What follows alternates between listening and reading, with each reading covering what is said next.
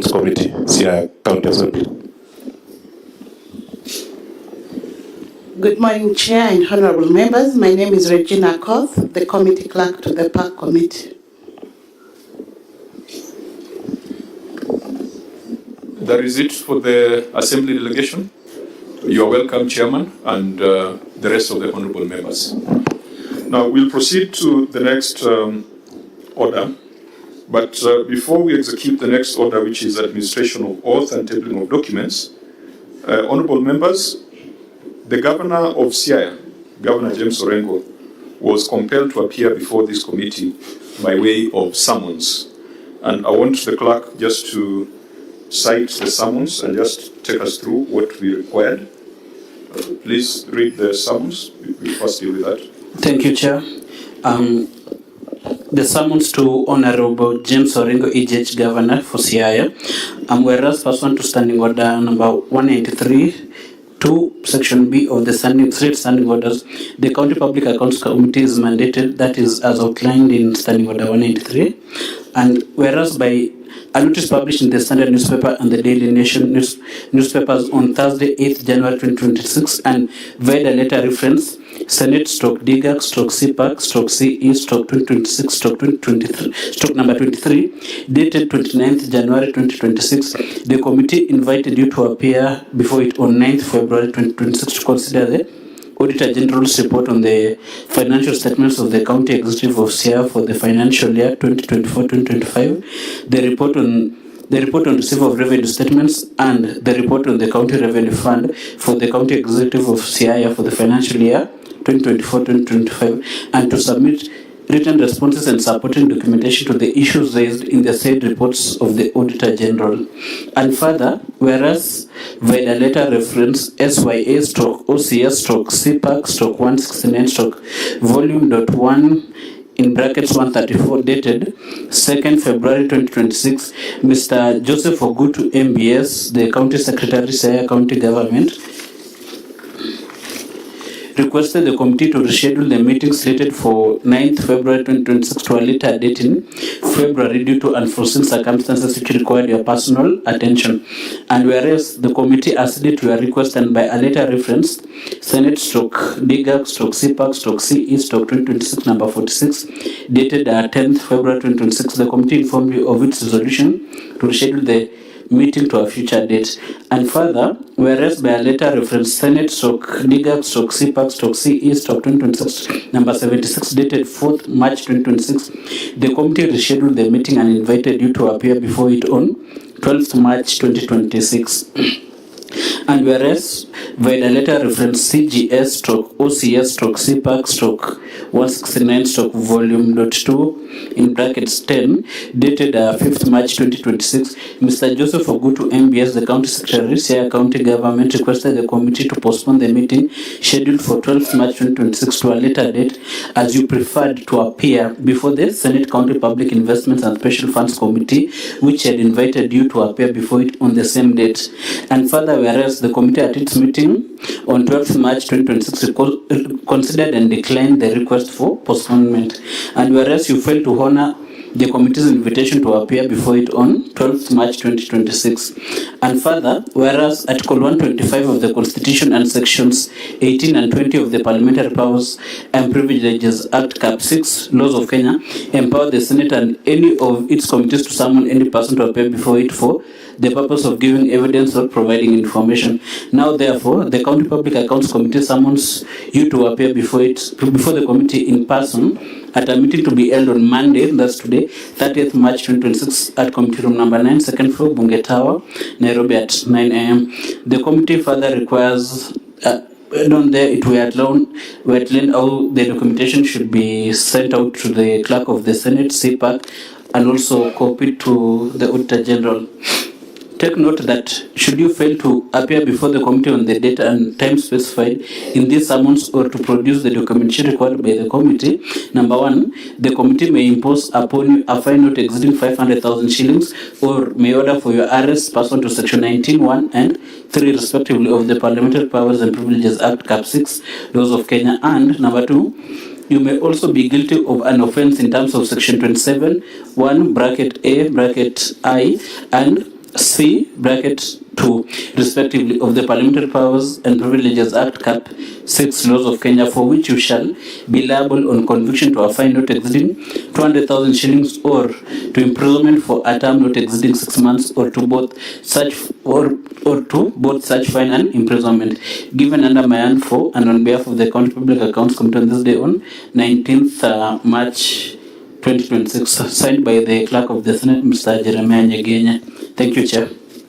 So I think what the clerk has just read is the summons that were issued. We required two things. We required the governor of Siaya to appear before the committee, and the governor of Siaya is before the committee. We also required the governor of Siaya to circulate certain documents ahead of the committee meeting. Auditor General, were documents circulated to you as required by the summons? We had actually received the documents earlier because we had received them on 2nd February 2026. So as far as production of documents is concerned, that has been complied with? Yes, sir. Fine. So before we proceed to the next order, which is administration of oath, we required, first of all, the governor to appear before the Senate, and orders of the Senate or summons issued by the Senate, I think are at the same level as summons issued by the courts. And the governor, being a well-known legal practitioner, it would have been strange if you had to defy the summons of the Senate. So to that extent, I think we don't need to get into too much debate because we're here. Now we need to agree, now that you are compelled to appear by summons, are you ready for us to prosecute the substantive agenda? Governor.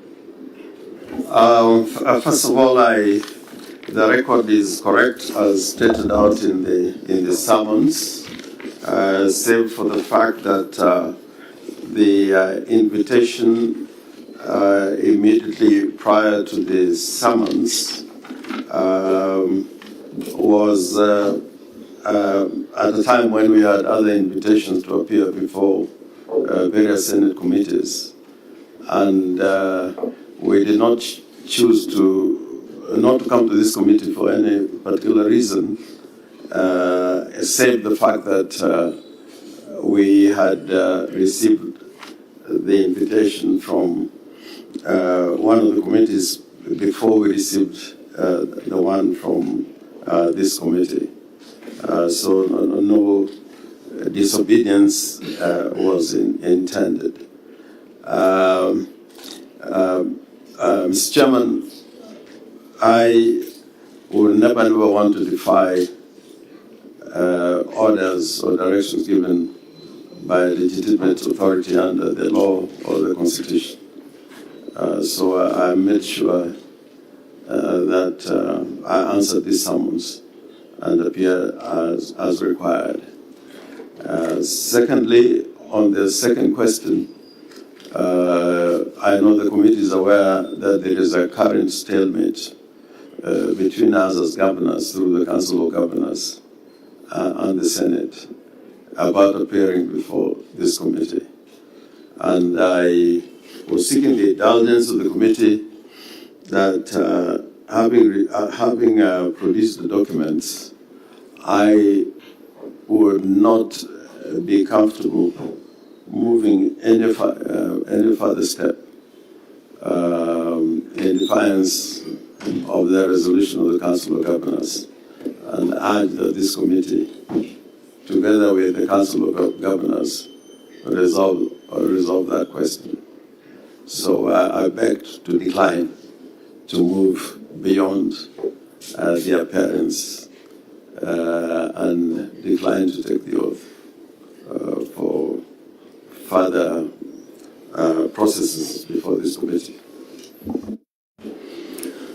Honourable members, there is the issue of contempt, which has been purged by appearance, but then there is the other substantive work that we are supposed to do, which is the constitutional mandate granted under Article 2 to 9 of the Constitution.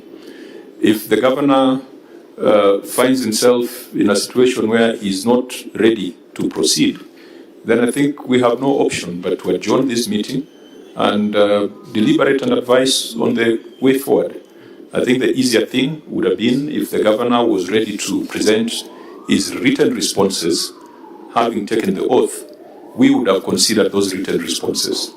But in a case where the governor is unwilling to proceed to take the oath and table the documents, then I believe as a committee we have taken a position on that. But what is important is that I think demonstrating that when the Senate summons you, it is not an invitation to a birthday that you can accept or deny. It is a constitutional obligation, and I hope that the other governors would also do so. We cannot build a society where the rule of law is not upheld. If everyone was to defy court orders, and if everyone was to defy directions and orders of Parliament, then it will be chaos, it will be anarchy.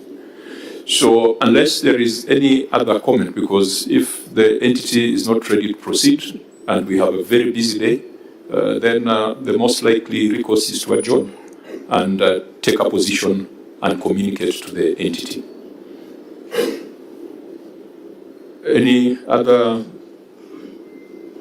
I think in the absence of further views from the members, this meeting will adjourn. It goes on record that the contempt has been purged by the appearance of the governor, but the substantive issues have not been deliberated on. I think that's a record that we shall maintain.